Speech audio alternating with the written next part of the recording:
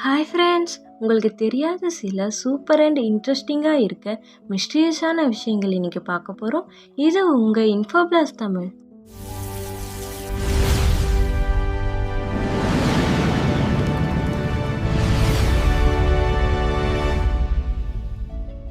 Number 1, Bermuda triangle.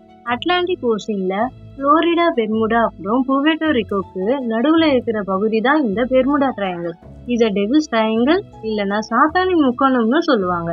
இதில் மிஸ்டீரியஸாக இருக்கிறது, இந்த ஏரியா வழியாக போனால் நூற்றுக்கணக்கான கப்பல்களும் ஃப்ளைட்ஸ்களும் எந்த ஒரு அடையாளமும் இல்லாமல் காணாமல் போயிருக்கு. அங்கே போனால் ரேடியோ சிக்னல்ஸ் வேலை செய்யாது, காம்பஸ் தப்பான திசையை காட்டும்னு சொல்கிறாங்க. சயின்டிஃபிக்காக சொல்கிறது, கடலுக்கு அடியில் இருக்கிற மீத்தேன் கேஸ் வெடிப்புனால கப்பல்கள் மூழ்கி இருக்கலாம்னோ, அங்கே இருக்கிற மேக்னெட்டிக் வேரியேஷனால காம்பஸ் பாதிக்கப்படலாம்னோ விஞ்ஞானிகள் சொல்கிறாங்க. ஆனால் எதுவுமே 100% இன்னும் நிரூபிக்கலை. Number 2, எகிப்தியன் pyramids. இது சுமார் 4500 வருஷங்களுக்கு முன்னாடி எகிப்தில் வாழ்ந்த கிங்ஸ் ஃபரோஸோட கல்லறையாக கட்டப்பட்டது தான் இந்த பிரமிட்ஸ். இது உலக அதிசயங்களில் ஒன்றாவும் இருக்குது. எந்த ஒரு மாடர்ன் டெக்னாலஜியோ கிரேன்ஸோ இல்லாத அந்த காலத்தில் 2 டன்லேருந்து 50 டன் வரைக்கும் வெயிட் இருக்கிற 23 லட்சம் பெரிய பெரிய கற்களை எப்படி அவ்வளவு தூரத்துக்கு தூக்கி வச்சாங்கன்னு இன்னைக்கும் புரியாத புதிராக இருக்குது. இந்த பிரமிடுகளோட வடிவமைப்பு வானத்தில் இருக்கிற நட்சத்திரங்களோட நிலைக்கு ஏற்ற மாதிரி கச்சிதமாக மேட்ச் ஆகுது. நம்பர் 3, எஸ்டர் தீவு சிலைகள். பசிபிக் ஓஷனில் இருக்கிற ஒரு தனி தீவு தான் எஸ்டர் ஐலாண்டு. இந்த தீவு முழுக்க மனித முகம் மாதிரி இருக்கிற சுமார் 900 பிரம்மாண்டமான கல் சிலைகள் சிதறி கிடக்குது. கிபி 1650 முதல் 1500 காலத்துல அங்க வாழ்ந்த பூர்வ குடிகள் இதை செதுக்கி இருக்கிறாங்க. ஆனா சக்கரம் கூட கண்டுபிடிக்காத அந்த காலத்துல 10லிருந்து 80 டன் வெயிட் இருக்கிற இந்த சிலைகளை எப்படி தீவோடு மற்ற இடங்களுக்கு நகர்த்தி கொண்டு போனாங்கன்னு தெரியல. அங்க வாழ்ந்த முன்னோர்களோட நினைவாகவும் தங்களை பாதுகாக்கிற சக்தியாகவும் நினைச்சு இந்த சிலைகளை செதுக்கி இருக்கலாம்னு நம்பப்படுது. Number 4, Nazca lines. பெருநாட்டுல இருக்கிற ஒரு வறண்ட பாலைவனத்துல தரையில வரைப்பட்டு இருக்கிற பெரிய பெரிய வடிவங்கள் தான் இந்த நாஸ்கா லைன்ஸ். இந்த கோடுகள் சாதாரண கோடுகள் இல்ல. வானத்துல இருந்து பிளைட்ல பார்த்தா மட்டும்தான் இது சிலந்தி, குரங்கு, பறவை போல விலங்குகளோட முழு வடிவமா தெரியும். தரையில நின்று பார்த்தா வெறும் கோடுகளா மட்டும்தான் தெரியும். லைட்டே இல்லாத அந்த காலத்துல வானத்துல இருந்து பார்த்த தெரியற மாதிரி ஏன் வரைஞ்சாங்க? இது ஏலியன்ஸ்க்காக போடப்பட்ட சிக்னலா இல்ல அவங்களோட சாமி வழிபாடா அப்படின்றது இன்னமும் மர்மமா தான் இருக்கு. சில ரிசர்ச்சர்ஸ் இது ரிலிஜியஸ் ரிச்சுவலுக்கு யூஸ் பண்ணாங்கன்னு சொல்றாங்க.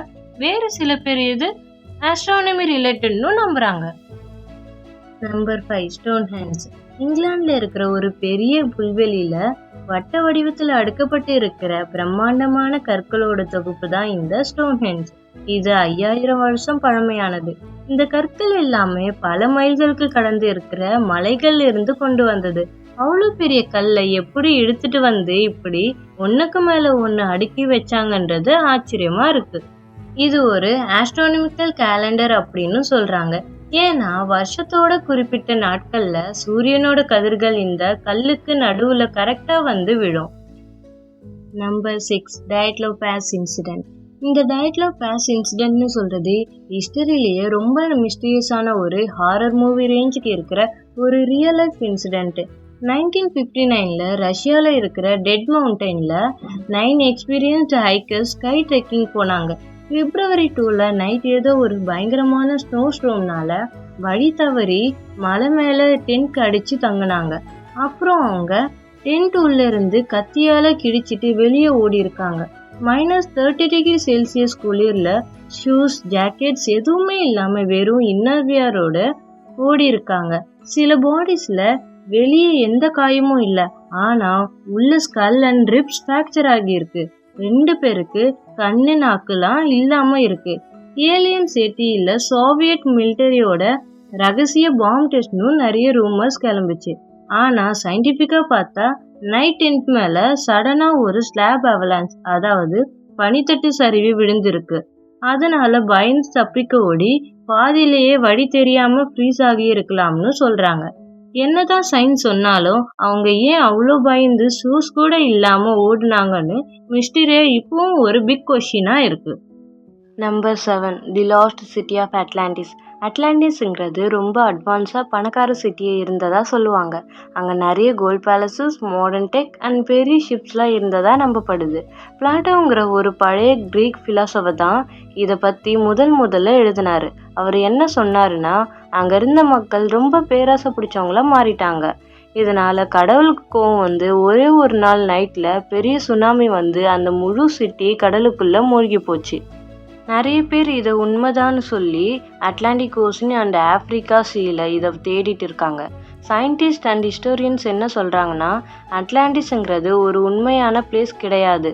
பிளாட்டோ அவரோட கதைகள் நல்லா இருக்கணும்னு அண்ட் மக்களுக்கு ஒரு லெசன் சொல்லி தரணும்னு உருவாக்குன ஒரு கற்பனை கதை, ஃபிக்ஷனல் ஸ்டோரின்னு சொல்கிறாங்க.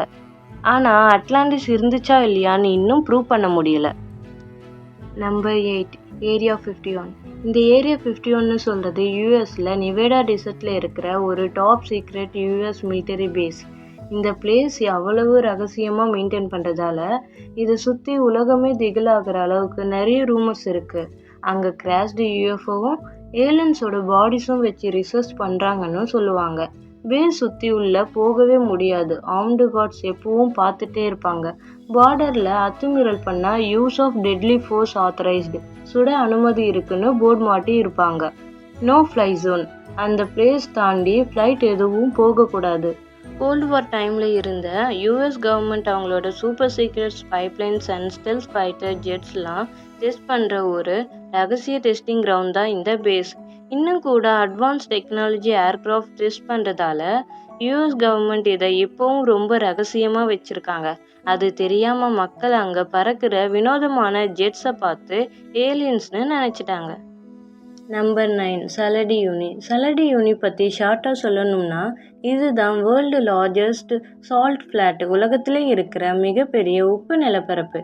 இது பொலிவியா, சவுத் அமெரிக்காவில் இருக்குது. பல ஆயிரம் வருஷத்துக்கு முன்னாடி இங்கே நிறைய ப்ரீ ஹிஸ்டாரிக் லேக்ஸ், பழங்கால ஏரிகள் இருந்துச்சு. அதெல்லாம் காணாமல் போய் ட்ரை ஆன உடனே இந்த மாதிரி ஒரு பெரிய உப்பு தரையாக மாறிடுச்சு. மழை காலத்தில் இந்த உப்பு தரை மேலே லைட்டாக தண்ணி நிற்கும்.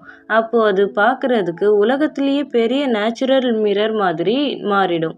வானம், மேகம் எல்லாமே தரையில் அப்படியே ரிஃப்ளெக்ட் ஆகும்.